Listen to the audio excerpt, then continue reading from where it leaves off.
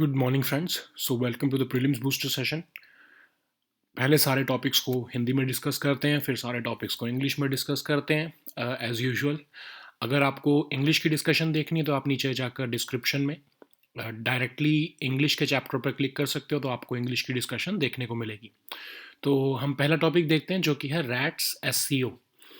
तो आपका जो नेशनल सिक्योरिटी काउंसिल सेक्रेटरीट है, जिसको नेशनल सिक्योरिटी एडवाइज़र हेड करते हैं, वो data security council of India, जो कि गवर्नमेंट और इंडस्ट्री एक बॉडी है, उनके साथ मिलकर उन्होंने रैट्स जो है आपका एससीओ के अंदर जो पार्ट है, रीजनल एंटी टेररिस्ट स्ट्रक्चर, उसके साथ मिलकर एक सेमिनार को ऑर्गेनाइज किया है जिसका नाम है securing cyber space in the contemporary threat environment. ठीक है, तो इंडिया जो है उसने भी, आपको पता होगा कि regional anti terrorist structure of SCO जो है उसकी चेयरमैनशिप जो है वो अज्यूम की है अक्टूबर में 2021 में। और ये सबसे पहला सेमिनार इंडिया होस्ट कर रहा है अपनी चेयरमैनशिप के टाइम पर। ठीक है, अब हम देखते हैं ये रैट्स क्या है, एससीओ क्या है, इसके बारे में देखते हैं। तो रैट्स एक बॉडी है जो कि एससीओ, आपके शंघाई कोऑपरेशन ऑर्गेनाइजेशन के अंदर ही एक बॉडी है ये, जो कि परमानेंट है। और इसको टेररिज्म, एक्सट्रीमिज्म, सेपरेटिज्म से लड़ने के लिए बनाया गया है। ठीक है, इसको 2004 में बनाया गया था, ताशकंद में इसको बनाया गया है, जो कि उज़्बेकिस्तान की कैपिटल है।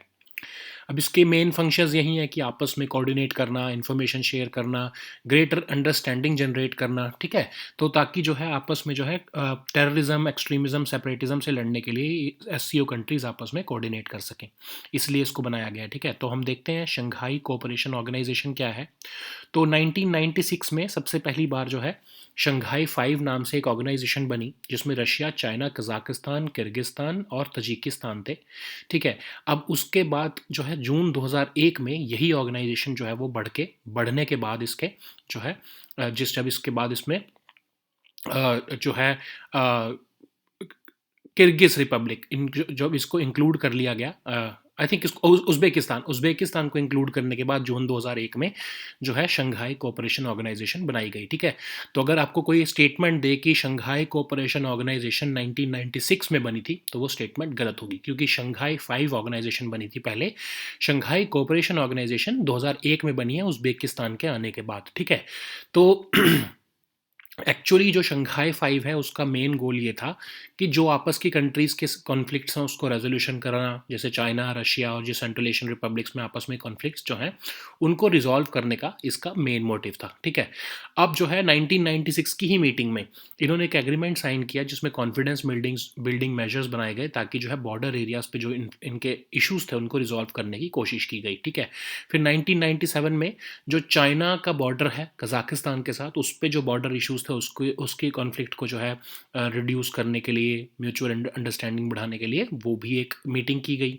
फिर 2001 में उज़्बेकिस्तान ने डिसाइड किया कि वो भी इस शंघाई 5 ऑर्गेनाइजेशन को ज्वाइन करेगा। जब उज़्बेकिस्तान ने इसको ज्वाइन किया तो इसका नाम पड़ गया शंघाई कोऑपरेशन ऑर्गेनाइजेशन। ठीक है, अब इसमें एक फ़न फैक्ट आपको एक और बताते हैं कि तुर्कमेनिस्तान भी सेंट्रल एशियन रिपब्लिक है, बट वो उनकी जो स्ट्रेटजिक पॉलिसी है वो हमेशा न्यूट्रल रहना चाहते हैं। वो कभी भी किसी अलायंस का पार्टनर नहीं बनना चाहते, इसीलिए वो शंघाई कोऑपरेशन ऑर्गेनाइजेशन का भी पार्ट नहीं है। ठीक है, अब ऑफ कोर्स आपको पता है इंडिया भी इसका पार्ट है, पाकिस्तान भी इसका पार्ट है। ठीक है, तो लेकिन तुर्कमेनिस्तान इसका पार्ट नहीं है।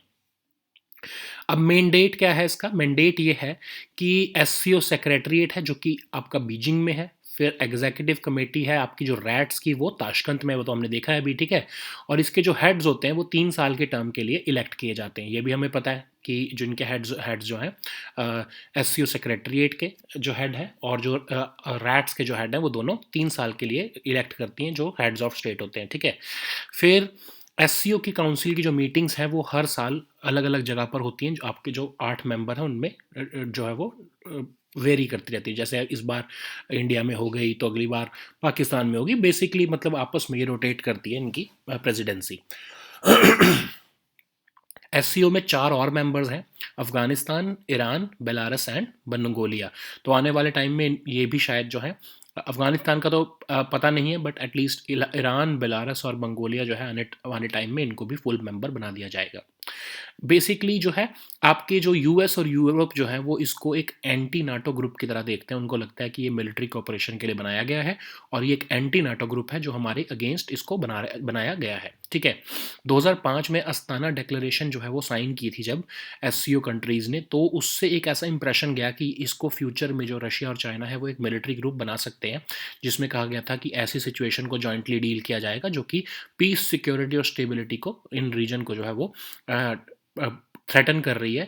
तो जब ये डिक्लेरेशन, अस्ताना डिक्लेरेशन साइन किया गया, तब ये एक मैसेज सा गया एक तरह से यूरोप को और यूएस को कि ये फ्यूचर में एक एंटी नाटो ग्रुप की तरह एससीओ जो है वो एमर्ज हो सकता है। ठीक है, अब इसके मेन गोल्स क्या हैं? म्यूचुअल ट्रस्ट बनाना, नेबरलीनेस के बनाना, ठीक है, आपस में जो है ट्रस्ट बनाकर रखना, फिर इफेक्टिव कोऑपरेशन रखना पॉलिटिक्स में, ट्रेड में, इकोनॉमी में, रिसर्च में, टेक्नोलॉजी में, कल्चर में, और बहुत सारे और एरियाज हैं जिसमें ये जो है कोऑपरेट करते हैं। ठीक है, फिर पीस, सिक्योरिटी, स्टेबिलिटी पूरे रीजन में बना के रखना। और एक बड़ा इंपॉर्टेंट है, ठीक है, ये आपको अगर मेन गोल्स में डाला जाएगा पॉइंट में तो आप इसको शायद गलत कर सकोगे, इसलिए आपको क्लैरिफाई कर देते हैं कि एससीओ का एक मेन ये भी गोल है कि वो इंटरनेशनल पॉलिटिकल और इकोनॉमिक ऑर्डर को डेमोक्रेटिक, फेयर और रैशनल बनाना चाहता है। ठीक है, तो समझ लो आपको एक स्टेटमेंट डाल दें हम एग्जाम में कि शंघाई कोऑपरेशन ऑर्गेनाइजेशन का एक ये भी एम है कि जी वो इंटरनेशनल पॉलिटिकल ऑर्डर को या इकोनॉमिक ऑर्डर को डेमोक्रेटिक, फेयर और रैशनल बनाना चाहता है।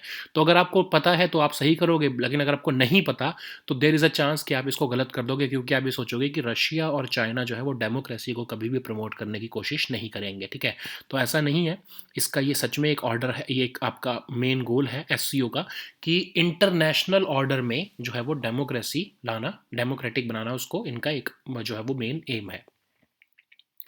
नेक्स्ट टॉपिक देखते हैं जो कि है ज्ञानपीठ अवार्ड। तो आपके कोंकण एरिया के सेकंड राइटर बने हैं दामोदर मौजो जी, उनको 57th ज्ञानपीठ अवार्ड दिया गया है। तो जो 56 था वो नीलमणि फूकन जी को दिया गया है, वो जो कि एक असम के पोएट हैं, उनको ये अवार्ड मिला है ज्ञानपीठ अवार्ड। तो ये दामोदर मौजो जी जो है वो सेकंड कोंकण वाला रीजन कौन सा है, जो आपके महाराष्ट्र और आपके जो गोवा वाला रीजन जो है वो उस एरिया में पड़ता है, आपके जो बेल्ट में, वेस्टर्न घाट्स वाली बेल्ट पे, उसको हम कोंकण रीजन कहते हैं।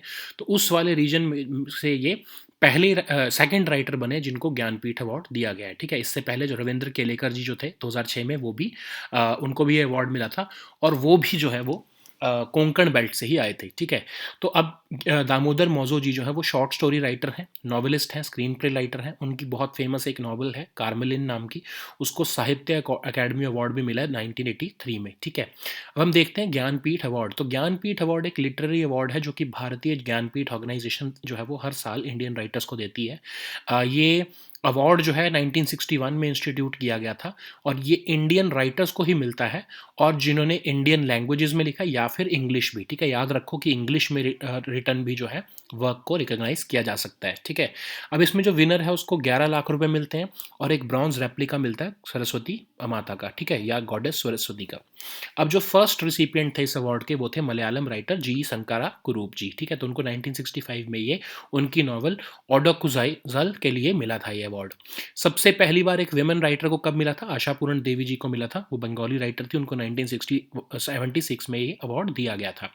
अब याद रखो एक बहुत इंपॉर्टेंट पॉइंट है कि पोस्ट ह्यूमस ये अवार्ड नहीं दिया जाता, मतलब कि अगर कोई राइटर जो है वो अब जिंदा नहीं है तो उसको वो अवार्ड नहीं मिलेगा। ठीक है, ओनली जो लिविंग राइटर्स हैं उन्हीं को जो है ये अवार्ड दिया जाता है। ठीक है, सो नेक्स्ट टॉपिक देखते हैं जो कि है 22nd law commission of India. तो गवर्नमेंट ऑफ इंडिया ने सुप्रीम कोर्ट को बोला कि वो आने वाले टाइम में चेयरपर्सन और मेंबर्स जो हैं 22nd law commission of India के, उनको अपॉइंट कर देंगे और वो इसके ऊपर काम कर रहे हैं। ठीक है, तो आपको पता होगा हमने कुछ जो है I think first few months of 2021 में, इसी साल के कुछ आई थिंक फरवरी का टाइम था वो, तब हमने पढ़ा था इसके बारे में कि 22nd आई थिंक जनवरी का टाइम था, यस जनवरी के आसपास जो हमने इसको पढ़ा था कि 22nd law commission of India को गवर्नमेंट ने बना दिया था, कॉन्स्टिट्यूट कर दिया था, बट उसके अभी तक जो है मेंबर्स या चेयरमैन जो है, चेयरपर्सन जो है वो अपॉइंट नहीं हुए हैं। ठीक है, तो सुप्रीम कोर्ट में ने पूछा कि कब अपॉइंट करोगे, तो उन्होंने बताया कि हम अभी कंसिडरेशन में हैं, हम इनको अपॉइंट करने वाले हैं। ठीक है, तो लॉ कमीशन ऑफ इंडिया जो है उसके बारे में देखते हैं। तो ये एक नॉन स्टैट्यूटरी बॉडी है, मतलब कोई एक्ट नहीं है इसके पीछे, गवर्नमेंट ऑफ इंडिया इसको अपने आप जो है टाइम टू टाइम जब उनको लगता है सही है तो उसको अपॉइंट कर देते हैं। ओरिजिनली सबसे पहली बार 1955 में इनको अपॉइंट किया गया था, और हर 3 साल बाद जनरली ये अपॉइंट किए जाते हैं, ठीक है। तो बेसिकली इनका मोटिव ये होता है कि लॉ जो है इंडिया में उसको कोडिफाई करना। अभी तक 277 रिपोर्ट्स टोटल लॉ कमीशन की तरफ से आ चुकी हैं, और इस बार भी जो है 22nd लॉ कमीशन जो है वो 3 साल के लिए ही कॉन्स्टिट्यूट किया गया है।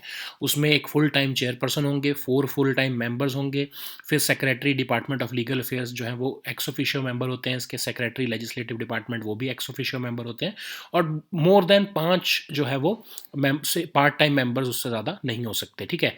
अब क्यों बनाया जाता है लॉ कमीशन, ये भी देख लेते हैं। तो लॉ कमीशन का काम ये होता है कि ऐसे लॉज को आइडेंटिफाई करे, ठीक है। अभी 22nd लॉ कमीशन की बात है, इनका मैंडेट क्या दिया जा रहा है कि ये क्या करेंगे आने वाले टाइम में। ऐसे लॉज को आइडेंटिफाई करेंगे जिनकी अब ज़रूरत नहीं है, आने वाले टाइम में इनको हमको ज़रूरत नहीं पड़ेगी तो उनको हम रिपील कर देंगे, ठीक है। फिर ऐसे अभी जो एग्जिस्टिंग लॉज हैं उनको भी एग्जामिन करेंगे कि क्या वो हमारी डीपीएसपीस को कैटर कर रहे हैं, क्या वो उनमें कुछ इंप्रूवमेंट की जा सकती है, क्या वो हमारे प्रीएम्बल जो है कॉन्स्टिट्यूशन का उसको जो है वो उसके ऑब्जेक्टिव्स को जो है वो पूरा कर पा रहे हैं या नहीं कर पा रहे हैं।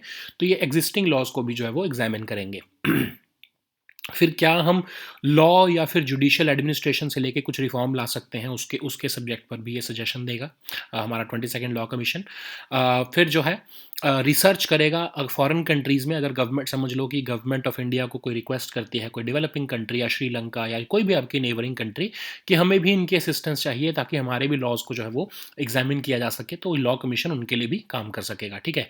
फिर जो है जो सेंट्रल एक्ट, जो सेंट्रल गवर्नमेंट के कुछ एक्ट्स हैं उनको सिंप्लीफाई करना, उनकी एनोमलीज़ को हटाना, उनमें जो है एम्बिग्यूटीज़ जो मतलब कन्फ्यूजन्स है उसको हटाने का काम भी जो है सेंट्रल एक्ट्स में यही लॉ कमीशन ऑफ इंडिया ही उसके लिए सजेशंस देता है। तो नेक्स्ट टॉपिक देखते हैं जो कि है वर्ल्ड इनइक्वालिटी रिपोर्ट। तो आपको पता है कि वर्ल्ड इनइक्वालिटी रिपोर्ट, अभी हमने इसको कुछ दिन पहले ही डिस्कस किया था, तो वो रिपोर्ट जो है वो रिलीज़ हो गई है। तो इस रिपोर्ट के बारे में देखते हैं। तो वर्ल्ड इनइक्वालिटी लैब जो है आपकी पेरिस स्कूल ऑफ इकोनॉमिक्स में, उन्होंने ये 2022 की जो है वर्ल्ड इनइक्वालिटी रिपोर्ट को 7 दिसंबर को लॉन्च किया है, ठीक है। अब इसमें बहुत फेमस इकोनॉमिस्ट हैं थॉमस पिकेटी, वो भी इसी का पार्ट थे, ठीक है। उन्होंने अब ये मेन फाइंडिंग क्या है इस रिपोर्ट की, जिसमें इसमें बताया गया है कि जो रिच और पुअर के बीच में गैप है वो बढ़ता गया है, और वो इतना बढ़ गया है कि जितना 1820 में जो था गैप, उससे ज़्यादा ये गैप हो चुका है, ठीक है। तो अब शेयर ऑफ इनकम जो है वो पुअरेस्ट 50% की, वो अब कम है जितनी पहले 1820 में होती थी, ठीक है। मतलब जितनी 1820 में जो पुअर की इनकम थी, उससे भी कम इनकम जो है वो अब share of income not income exactly, मतलब कि जैसे समझ लो कि 100% जो आपकी इनकम है अगर पूरे वर्ल्ड की, उसमें से जो पुअरेस्ट 50% है उनका, अगर जैसे समझ लो एग्जांपल दे रहा हूँ कि अगर उनका पहले 10% शेयर होता था, वो अब कम होके, अब अगर 1820 में 10% शेयर था तो वो कम होके अब 5%, 6% या 7% ऐसा हो गया, ठीक है। मैं आपको एग्जाम्पल दे रहा हूँ कि share of income not income, ठीक है। तो अब क्या ट्रेंड्स हैं ये देखते हैं, ग्लोबली क्या ट्रेंड्स हैं ये रिपोर्ट बता रही है। ग्लोबली बता रही है कि जो रिचेस्ट 10% लोग हैं ग्लोबल पॉपुलेशन के, वो 52% ऑफ ग्लोबल इनकम के ऊपर कब्जा करके बैठे हैं, ठीक है। और जो पुअरेस्ट 50% है उनके पास सिर्फ 8.5% की इनकम है का शेयर है, ठीक है। जैसे मैं आपको एग्जांपल दे रहा था कि पुअरेस्ट 50% जो लोग हैं उनके पास सिर्फ 8.5% जो है शेयर ऑफ ग्लोबल इनकम है, ठीक है। अब जो पुअरेस्ट 50% है, अब वेल्थ के कंटेक्स्ट में देखो, ये ऊपर वाला इनकम के कंटेक्स्ट में था, अब ये वेल्थ के कंटेक्स्ट में है कि पुअरेस्ट जो 50% है उनके पास सिर्फ 2% ऑफ ग्लोबल वेल्थ है, और जो रिचेस्ट 10% है उनके पास 76% ऑफ ग्लोबल वेल्थ है, ठीक है। फिर अब इसमें रीजन स्पेसिफिक भी बताया है कि यूरोप में जो ये इनइक्वालिटी है ये सबसे कम है, और जो सबसे ज़्यादा हाईएस्ट इनइक्वालिटी है वो है मिडल ईस्ट और नॉर्थ अफ्रीका वाले रीजन में, जहाँ पर सबसे ज़्यादा आपको इनइक्वालिटी देखने को मिल रही है, ठीक है। अब इसमें ये बताया है कि इनइक्वालिटी बिटवीन कंट्रीज जो है वो तो कम हो रही है, लेकिन inequality with in countries increase हो रही है। इसका मतलब क्या हुआ, जैसे एग्जांपल लेते हैं कि यूएस, चलो एग्जांपल यूएस से चाइना का ही ले लेते हैं कि यूएस और चाइना के बीच में जो है आपस में जो इनकम इनइक्वालिटी वो तो कम हो रही है, वो तो इक्वल स्टेटस पे आ रहे हैं, या सारी कंट्रीज जो है एक दूसरे के कंपैरिजन में उनकी इनकम इनइक्वालिटी कम हो रही है, लेकिन उनकी कंट्री के अंदर, मतलब चाइना के अंदर, यूएस के अंदर, इंडिया के अंदर, सारी कंट्रीज के अंदर जो इनइक्वालिटी है वो बढ़ रही है, ठीक है। तो ये बहुत ही डिस्टर्बिंग ट्रेंड है।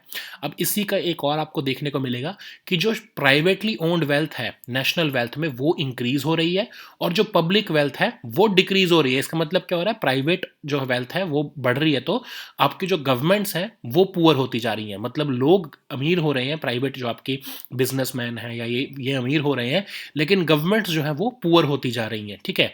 अब इनइक्वालिटी के कंटेक्स्ट में, इंडिया के कंटेक्स्ट में इनइक्वालिटी का क्या जो है वो स्टेटस है, इनकम इनइक्वालिटी का, ये भी देखते हैं। तो इंडिया को उन्होंने बोला है कि one of the world's most unequal countries है ये, और टॉप फॉर 1% ऑफ जो लोग हैं वो 21.7% ऑफ नेशनल इनकम जो है वो कैप्चर करके बैठे हैं, ठीक है।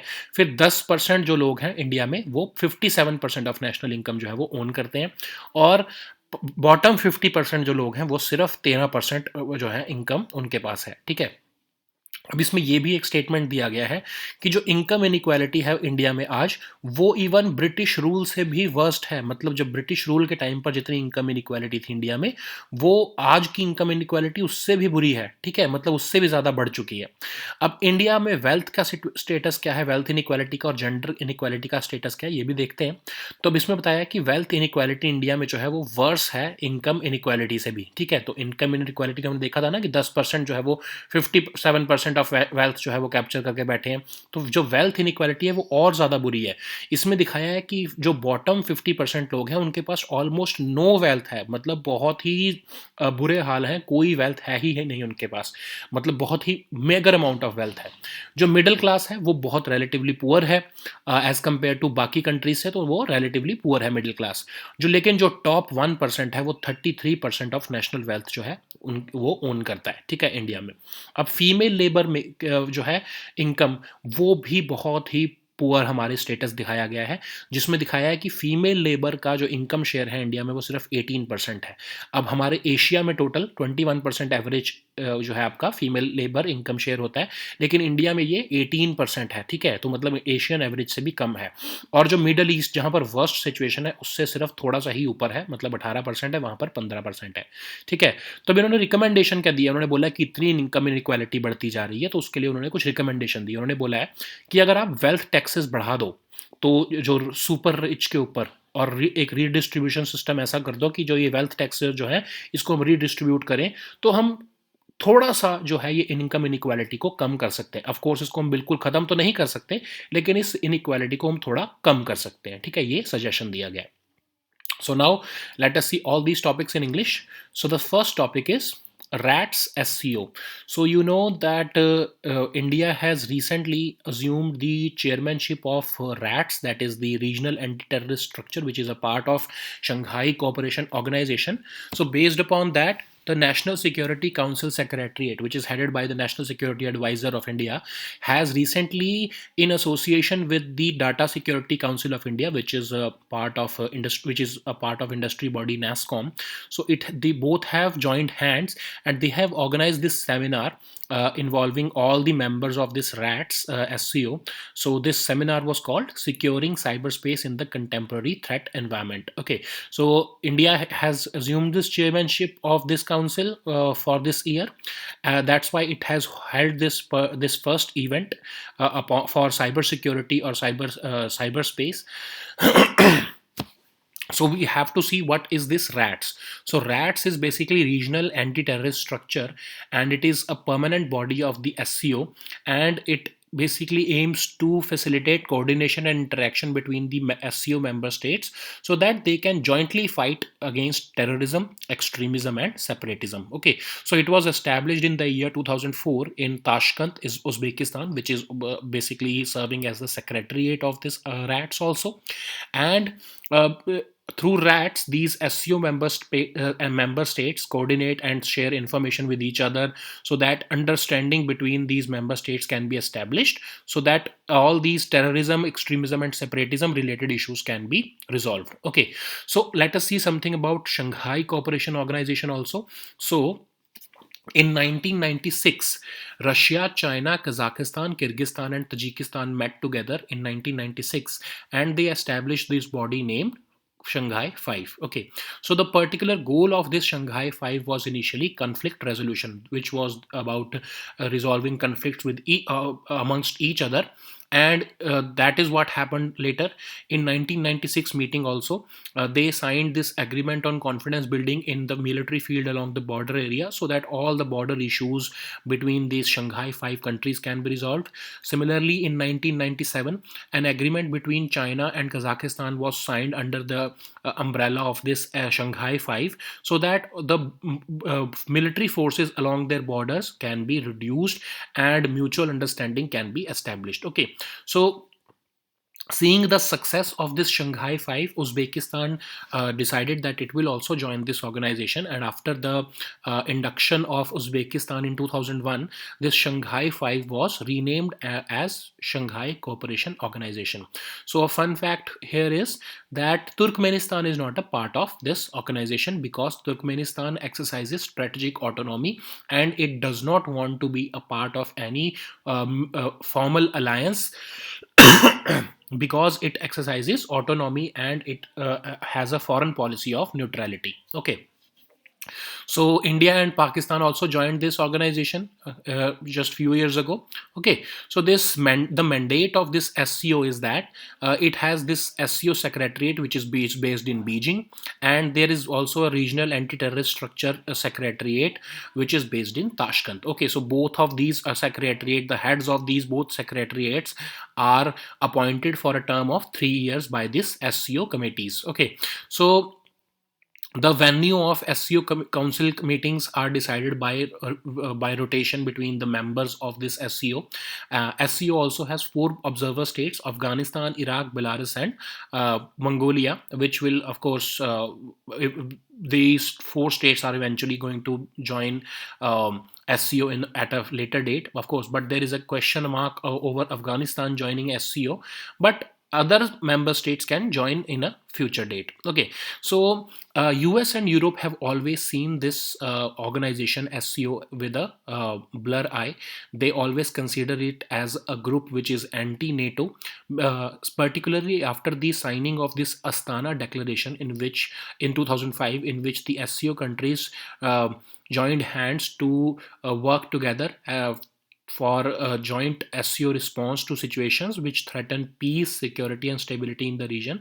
This gave a message to US and Europe that this particular group, SCO, may become an anti-NATO group in the future. Okay, so there is basically a mutual suspicion between SCO and NATO regarding each other's motives. So what are the main goals of SCO? Let us see that also. So basically it aims at strengthening mutual trust and neighborliness, effective cooperation in politics, trade, economy, research, technology, and culture, as well as several other areas.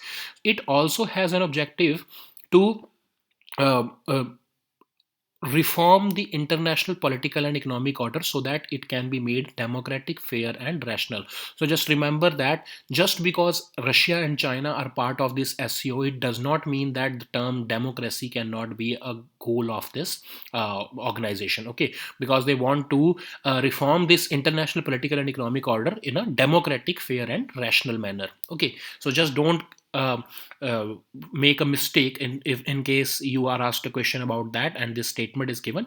Just remember that it is actually a part of this, the goal of SCO. Okay, so now let us see the next topic, which is Gyanpith Award. So renowned Konkani writer Damodar Mozo has been conferred the 57th Gyanpith Award, and the noted Assamese poet Neelmani Phukan has also bagged the 56th Gyanpith Award for the year 2021. Okay, so about the Damodar Mozoji, he is the second Konkani writer who has been given this Gyanpith Award. So Konkan region, you know that Maharashtra region near the Western Ghats. So it is a very picturesque region. So he has been awarded this Gyanpith Award. He has become the second Konkani writer. The first one, of course, was Ravindra Kelekar ji in 2006. So Mozo is basically a short story writer, novelist, and a screenplay writer. His novel Carmelin has bagged already the Sahitya Academy Award in 1983. So let us also see something about Gyanpith Award. So it it is basically a literary award presented by Bharatiya Gyanpith organization. It is awarded only to the Indian writers. This award was instituted in 1961, and only Indian writers are eligible to get this award. They can write in Indian languages as well as English too. Okay, just remember, English writing is also eligible only if Indian writers have written any work in English. Okay, so the winner is given a cash prize of 11 lakh rupees and a bronze replica of goddess Saraswati. Okay, so the first recipient of this award was Malayalam writer G. Shankara Kurupji, who was awarded who was awarded Gyanpith Award for his novel Odakuzal in 1965. The first woman writer who won this award was Asha Purna Devi. She was a Bengali writer and she won this award in 1976. So this organization was founded in this organization, Bharatiya Gyanpith organization, was founded in 1944 by an industrialist and philanthropist named Sahu Shanti Prasad Jain ji. Okay, so just remember that there are no posthumous conferral. Okay, so it means that once that no writer who has already died, that writer is not eligible to get this award. Only living writers, novelists, or any writer, Indian writer, are eligible for this award. There are no posthumous conferrals. Okay, so now let us see the next topic, which is 22nd Law Commission of India. So we have discussed about 22nd Law Commission of India, I think in January 2021. So it has been almost a year, and and the government has not yet appointed the chairperson and members of the 22nd Law Commission. So that's why the Supreme Court has asked when is the government planning to do that, and the government has replied that these appointments are under consideration and they will be appointed soon. Okay, so this law commission is basically a non-statutory body. It is constituted by the government of India from time to time. The first time it was constituted is in 1955, and it is reconstituted every 3 years. Okay, so the objective of constituting a law commissions is to ensure that progressive development in the field of codification of laws of the country can be ensured. These law commissions have so far submitted about 277 reports. So this 22nd Law Commission was notified in January 2021, if I'm not mistaken, of course.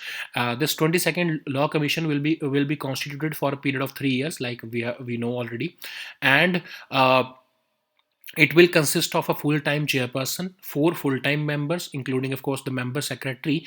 There are 2 ex officio members also. That is, these members hold membership of this 22nd Law Commission because of their official position. So these are the Secretary of Department of Legal Affairs and Secretary of Legislative Department, and there are not more than 5 part-time members also. Okay, so what is the mandate of this 22nd Law Commission? The government wants this law commission to identify those laws which are no longer needed or relevant and they can be immediately repealed.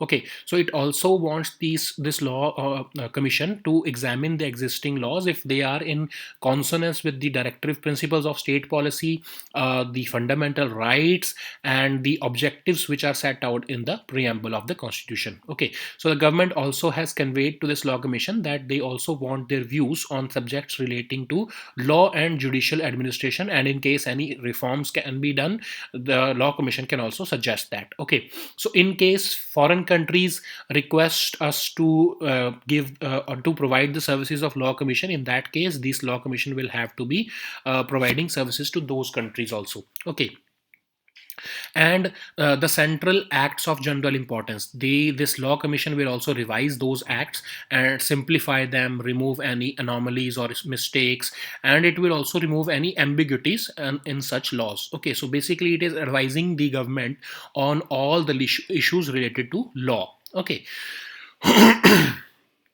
So now let us see the next topic, which is World Inequality Report. So we have discussed this topic already, I think last week. Okay, so now the full report has come, and this report has been made by World Inequality Lab, which is a research center at Paris School of Economics. This is the report for 2022. And a famous economist, you already know about him, Thomas Piketty, is also part of this report. And the main finding of this report is that the gap between the rich and the poor have increased. Okay, so now at this moment in 2021, the share of income of the poorest 50% of the world's population is lower than what it was in 2018 to 1820. Okay, that is 200 years ago. Just remember that this is talking about share of income and not income. Okay, income may have increased, but the share of income has been lower than what it was in 1820. Okay, so let us see the trends which are there at the global level in terms of inequality. So the richest 10% of the global population takes about 52% of global income. Okay, and poorest 50% get only about just about 8.5% of the global income. Okay, so this is in terms of income. Now let us see about the status of wealth. So the poorest 50% own just 2% of global wealth, while the richest 10% own 76% of the global wealth. Okay, so that is just too much difference. This inequality is very high in terms of global wealth. So Europe is the region which has least amount of inequality, and Middle East and North Africa is the region which has highest amount of inequality. There is also a disturbing trend that inequality between countries is narrowing, but inequality within countries is increasing. So what it actually means that between, let's say, India and China and US, or between countries, the inequality is decreasing or narrowing. But within countries like within India, within USA, within China, this inequality is increasing. So it is a very disturbing trend.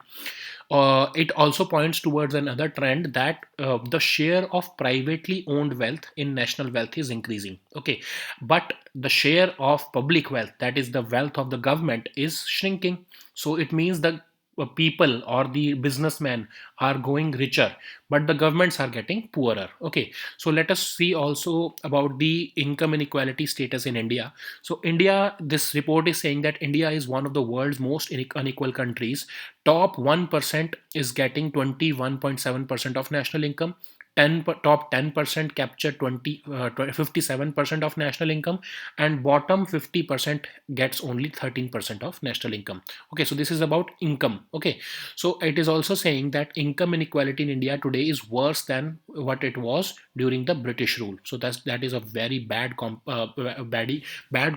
against regarding the status of income inequality in India. Now let us see something about wealth inequality also in India. So wealth inequality in India is even worse than income inequality. The bottom 50% all own almost nothing, while the middle class is relatively poor if we compare it with other countries, and the top 1% own 33% of national wealth. Okay, so also there is also a comparison with respect to gender. The female labor income share in India is 18%. Okay, so report is saying that female labor income share in India is 18%. If we compare it with Asian countries average, that is 21%. So in India, the female labor income share is worse than the average of Asia. Okay, and it is just a little bit better if we compare it with the worst one, that is the Middle East, because they have 15% share of women in national income. So it is pointing towards a very grim scenario in which both income inequality and wealth inequality in India is suffering, and it has been increasing. So they have given a recommendation. This report is saying that these countries are suggested that they should increase wealth taxes on super rich, and they should have a robust redistribution structure, so that the wealth tax which will be collected by the government can be redistributed. So of course we will not be able to attain a very significant amount of income equality, but it will at least do something that the poorest of poor will not suffer from this particular income and wealth inequality. Okay, so these were our topics for today. Just remember, आज हमने आपको group में जो है अपने Telegram group में weekly current affairs compilation भी share किए होंगे, तो आप उसको भी देख लेना, उसको डाउनलोड कर लेना. We'll meet next time with new topics. Until then, goodbye and take care.